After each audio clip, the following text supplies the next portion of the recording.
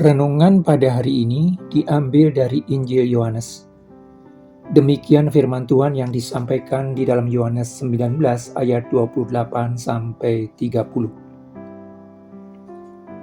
Sesudah itu, karena Yesus tahu bahwa segala sesuatu telah selesai, berkatalah ia, supaya genaplah yang ada tertulis dalam kitab suci, "Aku haus." Di situ ada suatu bekas penuh anggur asam. Maka mereka mencucukkan bunga karang yang telah dicelupkan dalam anggur asam pada sepotong hisop, lalu mengunjukkannya ke mulut Yesus. Sesudah Yesus meminum anggur asam itu, berkatalah ia, "Sudah selesai." Lalu ia menundukkan kepalanya dan menyerahkan nyawanya.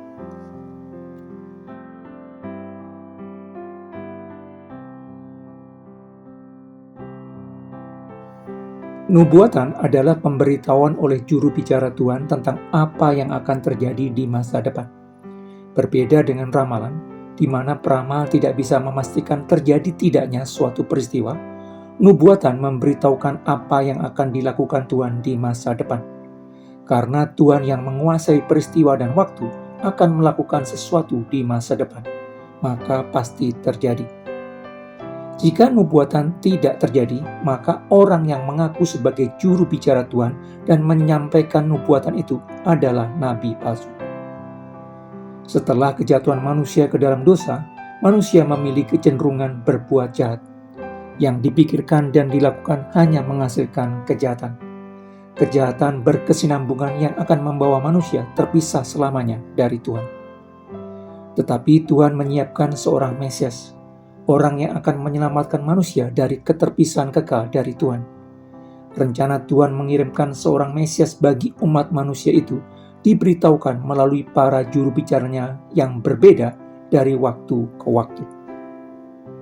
Melalui Musa, Tuhan menyampaikan seorang nabi dari tengah-tengahmu, dari antara saudara-saudaramu, sama seperti aku, akan dibangkitkan bagimu oleh Tuhan, Allahmu. Dialah yang harus kamu dengarkan. Dengan jelas Musa menubuatkan tentang kedatangan seorang nabi besar seperti dirinya. Musa pun menambahkan perintah supaya orang Israel mendengarkan nabi yang akan datang itu. Melalui Yesaya, Tuhan menyampaikan karakteristik Mesias yang akan dikirimnya itu. Sebab seorang anak telah lahir untuk kita, seorang putra telah diberikan untuk kita. Lambang pemerintahan ada di atas baunya, dan namanya disebutkan orang, Penasihat Ajaib, Allah yang perkasa, Bapa yang kekal, Raja Damai. Satu di antara berbagai sebutan bagi Mesias yang dijanjikan itu adalah Penasihat Ajaib. Yesus yang telah mengajar begitu sering di berbagai tempat, di pinggir danau, di bukit, di rumah ibadah, di bait Allah, didengar banyak orang. Ketika mendengar pengajaran Yesus Kristus, mereka takjub, perasaan tersentuh dan tergugah atas apa yang diajarkan. Perasaan tersentuh dan tergugah akan mendorong dan menggerakkan orang untuk melakukan apa yang diajarkan. Dua di antara berbagai sebutan bagi Mesias yang dijanjikan itu adalah Allah yang perkasa dan Bapa yang kekal, menunjukkan bahwa Mesias itu adalah Allah sendiri.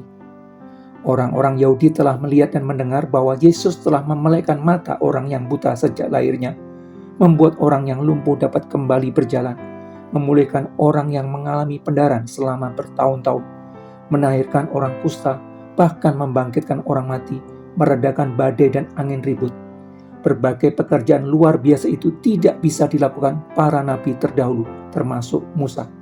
Berbagai pekerjaan luar biasa yang hanya bisa dilakukan oleh Yang Maha Kuasa, dilakukan Yesus, itu seharusnya menjadi bukti yang sangat cukup bagi orang Yahudi untuk mempercayainya sebagai Mesias. Tetapi mereka tetap tidak mempercayainya. Berbagai penjelasan yang perlu dan berbagai perbuatan ajaib yang hanya bisa dilakukan Allah yang Maha Kuasa telah diberikan, tetapi tidak membuat orang Yahudi mempercayai Yesus sebagai Mesias yang dijanjikan Tuhan. Bahkan para pemimpin rohani Yahudi merencanakan pembunuhan terhadap Yesus yang mengajarkan kasih sebagai intisari pengajarannya. Para pemimpin Yahudi lalu mencari cara untuk menangkap Yesus Kristus.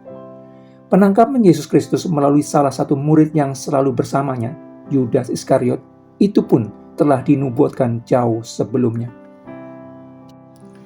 Yudas Iskariot yang mencintai uang lebih dari segalanya, menjual Yesus Kristus yang telah mengajarnya lebih dari 3 tahun dengan imbalan 30 keping uang perak. Nilai dari penjualan Yesus oleh Yudas Iskariot itu pun telah dinubuatkan jauh sebelumnya.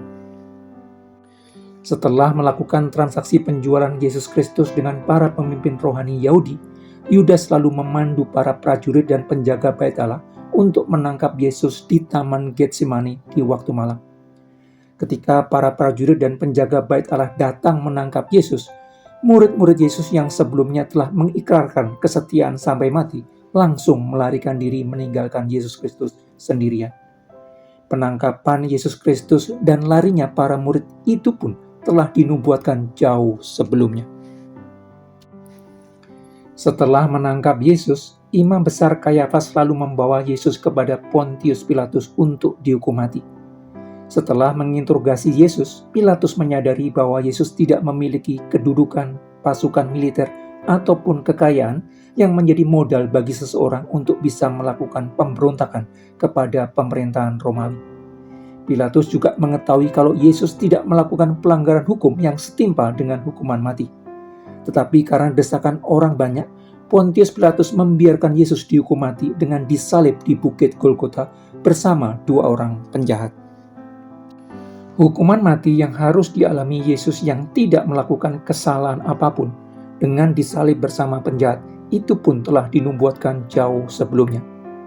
Bahkan ketika disalib dalam keadaan telanjang, pakaian Yesus diambil para prajurit Romawi dan mengundinya untuk mendapatkannya juga telah dinubuatkan jauh sebelumnya.